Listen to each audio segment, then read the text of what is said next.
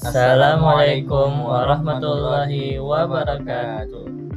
Halo teman-teman, perkenalkan saya Muhammad Noval Mubarak dengan NIM 20240720129. Dan saya Didi Aldiansyah dengan NIM 202402020141. Pada video kali ini kita akan mempelajari tata cara tayamum sesuai Tarjih Muhammadiyah. Setelah mengikuti pembelajaran ini, diharapkan kalian dapat memahami konsep tayamum, mengetahui dasar hukumnya, serta memahami syarat dan ketentuan pelaksanaannya. Selain itu, kalian juga diharapkan mampu memperhatikan tata cara tayamum sesuai Tarjih Muhammadiyah, serta menumbuhkan sikap taat dan disiplin dalam menjalankan ibadah sesuai tuntunan Rasulullah SAW. Nah, tanpa berlama-lama lagi, yuk kita simak video pembelajarannya. Suasana sore hari di area perkemahan sekolah. Aisyah, waktu asar sudah masuk. Wudu dulu yuk. Waduh, airnya mati, Syah.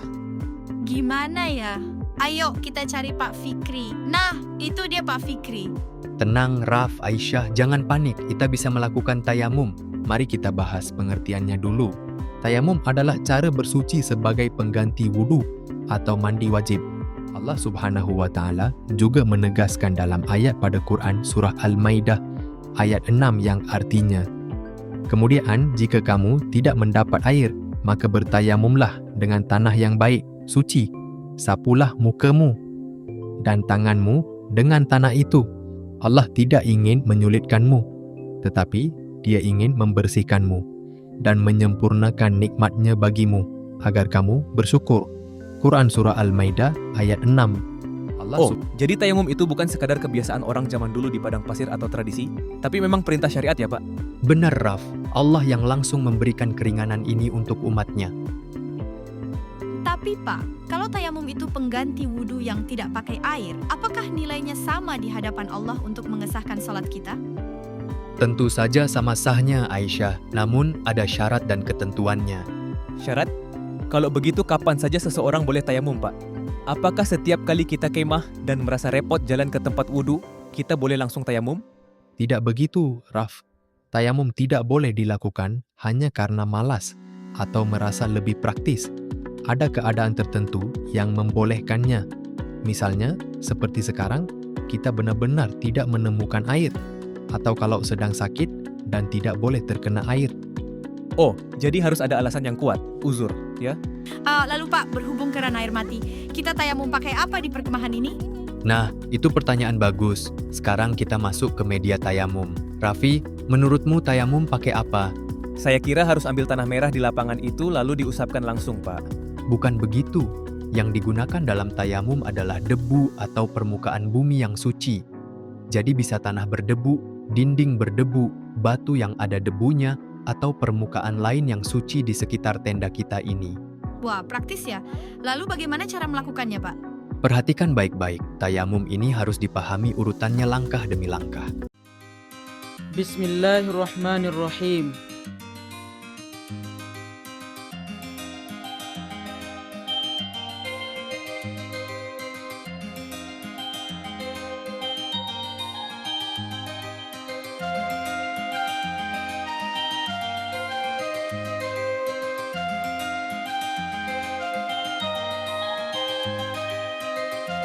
Itulah tadi cara bertayamum. Simpel bukan? Pak, kalau seseorang sudah tayamum dengan cara tadi, apakah tayamumnya bisa batal seperti wudhu biasa? Tentu bisa. Tayamum batal oleh hal-hal yang juga membatalkan wudhu. Misalnya buang air, kentut, atau tidur pulas. Kalau kasusnya begini, sebelum kita mulai salat, tiba-tiba keran airnya menyala lagi. Bagaimana, Pak? Nah, menemukan air sebelum salat didirikan adalah pembatal tayamum secara otomatis. Kalau air tiba-tiba mengalir, tayamum kalian batal dan kalian wajib wudhu pakai air. Pak, kalau orang sudah tahu langkah-langkahnya, biasanya kesalahan apa yang paling sering terjadi saat praktik tayamum?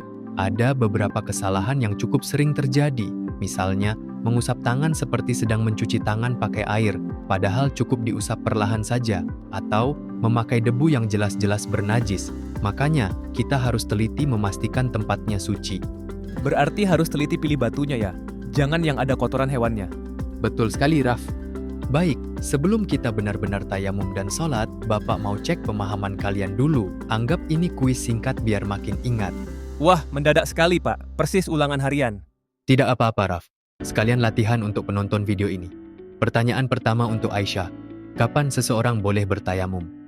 Ketika tidak ada air sama sekali setelah berusaha mencari, atau saat sakit dan tidak boleh terkena air. Bagus, giliran Raffi. Apa media yang digunakan? Debu atau permukaan bumi yang suci, Pak. Alhamdulillah, kalian sudah paham. Ingat, tayamum adalah bukti bahwa Islam itu agama yang memudahkan, bukan menyulitkan. Siap, Pak. Kalau begitu, ayo kita cari permukaan yang berdebu suci di sekitar sini untuk tayamum. Ayo, mari kita dirikan sholat asar sebelum waktunya habis. Thank you for watching.